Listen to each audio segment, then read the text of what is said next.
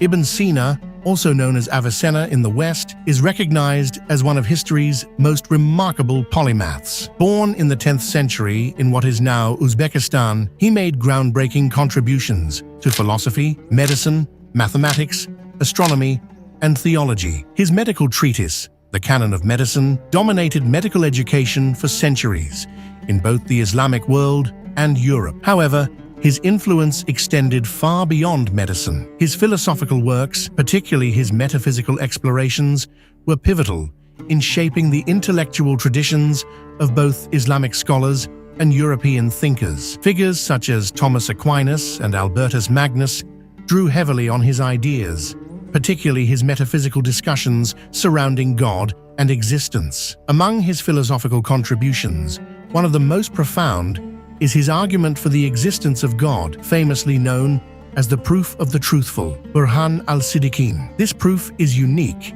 because it does not rely on scripture, miracles, or sensory evidence. Instead, it is purely rational, making it one of the most rigorous philosophical arguments for God's existence. The nature of contingency and necessity. To understand Ibn Sina's argument, it's crucial to grasp the concepts of contingency and necessity. These two categories of existence form the foundation of his proof. A contingent being is something that exists but does not have to. Its existence is conditional upon external factors. For example, a house exists because builders constructed it using materials like wood, brick, and concrete. However, it is entirely possible for the house not to exist. Its existence is dependent on numerous conditions being met, such as the availability of materials and the decision to build it. Similarly, everything in the natural world, humans, animals, trees, and even planets, falls into this category, necessary being. In contrast, a necessary being exists by its very nature. It cannot not exist, as its existence is not contingent on anything else. Its essence and existence are identical, meaning that it exists purely because it is its nature to exist. Unlike contingent beings, which are caused by something external, a necessary being is self-sufficient and uncaused. Ibn Sina briefly mentions a third category, impossible beings. These are entities that cannot logically exist, such as a square circle or a married bachelor. While this category is not central to his argument, it helps to clarify the distinction between what is possible, necessary, and impossible. The chain of dependency Ibn Sina emphasizes that everything in the observable universe is contingent. This means that all things depend on something else for their existence. If we trace the causes of these contingent beings, we encounter a chain of dependency. For example, a tree exists because it grew from a seed, which relied on soil, water, and sunlight. The soil, in turn, depends on geological processes, and so on. The question then arises, does this chain of causes and dependencies go on forever, or does it terminate in something fundamental? Ibn Sina examines several possibilities. 1. An infinite regress of causes. Some might argue that the chain of causes stretches infinitely backward. However, Ibn Sina rejects this notion. An infinite regress does not provide a sufficient explanation for why anything exists. Each link in the chain remains contingent, meaning the entire chain lacks a foundation. Without a necessary being to ground existence, the chain collapses into incoherence. 2. The totality of contingent things. Another proposal is that the entire collection of contingent beings, everything in the universe, might be necessary as a whole. Ibn Sina dismantles this argument by pointing out that the whole is still dependent on its parts. A set of contingent beings does not become necessary simply by being grouped together. The totality remains contingent because it relies on its individual components. 3.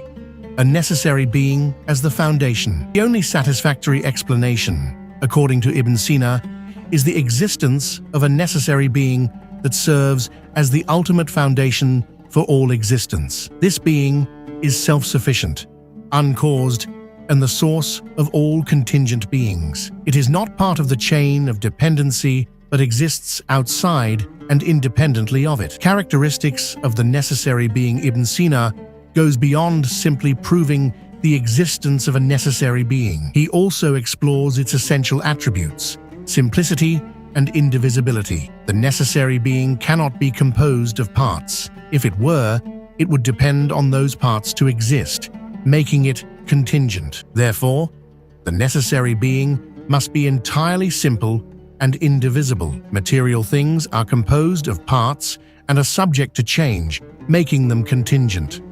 The necessary being, by contrast, must be immaterial and beyond physical constraints. The necessary being exists beyond time and space. It is not bound by temporal or spatial limitations, as these are features of contingent beings. There can only be one necessary being. If there were multiple necessary beings, there would need to be distinguishing features between them. These distinguishing features would make each one dependent on its unique characteristics, thus rendering them contingent. The necessary being is existence itself. Unlike contingent beings, which have a distinction between their essence, what they are, and their existence, that they are, the necessary being's essence is identical to its existence. Aligning with Islamic theology, Ibn Sina's philosophical proof aligns closely with Islamic theological principles, particularly the concept of Tawheed,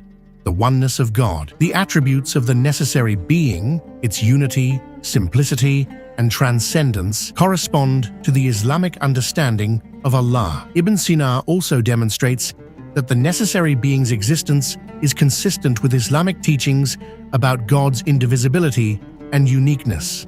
For example, Islamic theology asserts that God is unlike anything in creation. This aligns with Ibn Sina's assertion that the necessary being cannot share any attributes with contingent beings. Moreover, the idea that God is eternal and uncaused fits perfectly with the concept of the necessary being as the ultimate foundation of existence. Ibn Sina's proof of the truthful had a profound impact on both Islamic and Western thought. Within the Islamic world, philosophers such as Al-Ghazali and Mullah Sadra engaged deeply with his ideas, either building upon them or critiquing them. In the West, his metaphysical arguments influenced thinkers like Thomas Aquinas, who incorporated elements of Ibn Sina's reasoning into his own arguments for the existence of God. While Ibn Sina's proof is rooted in Islamic philosophy, its reliance on pure reason makes it accessible to people of diverse philosophical and theological backgrounds.